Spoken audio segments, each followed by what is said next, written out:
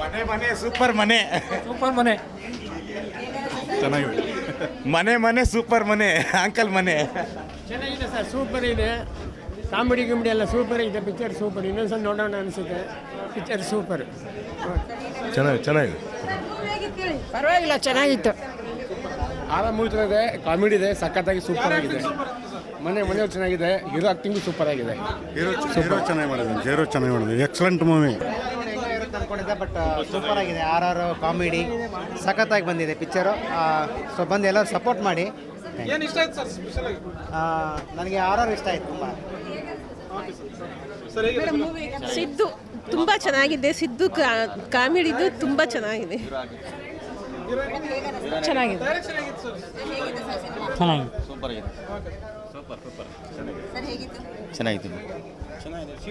Super ಆಗಿತ್ತು madam.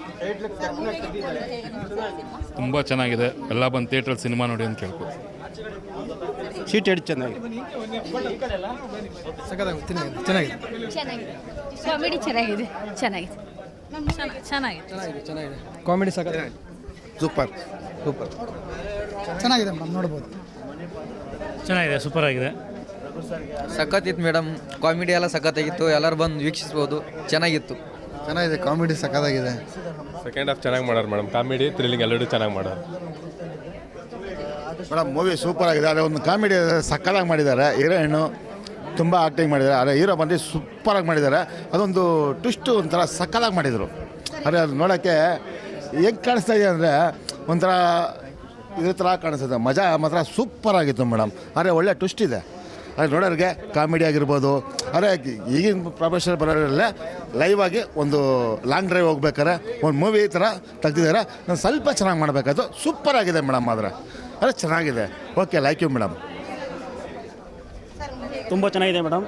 ಏನೋ ಅಂದ್ಕೊಂಡು ಬಂದೆ, ಆದರೂ ಭಯ ಆಯಿತು ತುಂಬ. ನೆಕ್ಸ್ಟ್ ಬರ್ಬೋದು ಅನ್ಕೊಂಡು. ಒಂದು ಒಳ್ಳೆ ಎಫರ್ಟ್ ಇದೆ. ಸ್ಟಾರ್ಟಿಂಗಿಂದ ಕಾಮಿಡಿ ಇದೆ, ಅದ್ರ ಜೊತೆಗೆ ಹಾರರ್ ಇದೆ. ಒಂದು ಒಳ್ಳೆ ಎಫರ್ಟ್ ಹಾಕಿರೋ ಮೂವಿನ ಕನ್ನಡದವರು ಬಂದು ಸಪೋರ್ಟ್ ಮಾಡೋದ್ರಿಂದ ಅವರು ಇನ್ನೊಂದಷ್ಟು ಮೂವಿ ಮಾಡ್ತಾರೆ, ನಮಗೂ ಎಂಟರ್ಟೈನ್ಮೆಂಟ್ ಸಿಗುತ್ತೆ. ಆಮೇಲೆ ಹಾರರು ಸೀಟ್ ಎರ್ಜ್ ಥರ ಒಂದು 4-5 ಸೀನಲ್ಲಿ ಸಕ್ಕತ್ತಾಗಿ ಸಿಗುತ್ತೆ. ಎರ್ಜ್ ಮೇಲೆ ಕುತ್ಕೊಳ್ಳೋಂಗೆ ಅನಿಸುತ್ತೆ. ಈ ಒಂದು ಮೂವಿ ತುಂಬ ಚೆನ್ನಾಗಿದೆ. ಆ್ಯಕ್ಟಿಂಗ್ ತುಂಬ ಚೆನ್ನಾಗಿದೆ. ಓವರಾಲ್ ಎಲ್ಲೂ ಬೋರ್ ಅನಿಸಲ್ಲ. ಈ ಥರ ಬೋರ್ ಇಲ್ದಿರೋ ಫಿಲಮ್ ನೋಡೋದಕ್ಕೆ ಯಾರಿಗೇನು ತೊಂದರೆ ಆಗೋಲ್ಲ. ಕಾಮಿಡಿ ಚೆನ್ನಾಗಿದೆ, ಸೂಪರ್ ಆಗಿದೆ. ಚೆನ್ನಾಗಿದೆ. First half full comedy, second half ಬಾಯಿಗೆ ಬರುತ್ತೆ. ಮೂವಿ ಅಂತೂ ಸೀಟರ್ಸ್ ಮೂವಿ. ನಮ್ಮ ಡೈರೆಕ್ಟ್ರ್ ಹೇಳ್ತಿದ್ರು ಸೀಟ್ ಎರ್ಜಲ್ಲಿ ಕೂತ್ಕೊಂಡು ನೋಡೋ ಥರ ಅಂತೂ. ಮೂವಿ ಅಂತೂ excellent. First half full comedy ಇರುತ್ತೆ.